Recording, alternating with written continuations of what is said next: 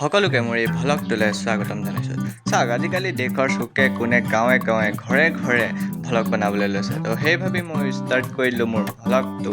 আৰু আজি আহিছোঁ মানে জেঠাই ঘৰলৈ এটা বিশেষ কাৰণ নহয়, কম ভিডিঅ'টো শেষলৈকে চাই থাকিব, শেষত কম। আৰু আহি পাই মানে কামত লগাই দিলে আৰু একদম ধুনীয়াকৈ।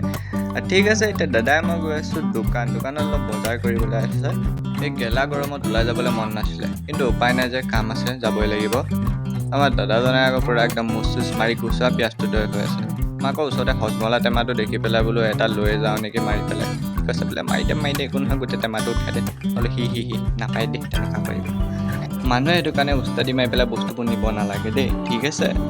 কাৰণ নি পেলাই এওঁ আকৌ মোক আধা পাততে দি দিলে, এইখিনি বোলে তই ধৰ, মই নোৱাৰিম বোলে বাইক চলা। উপায় নাই, এয়াই জীৱন আৰু।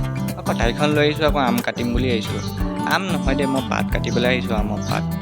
আৰু ভিডিঅ'টোত কৈ থাকিম মানে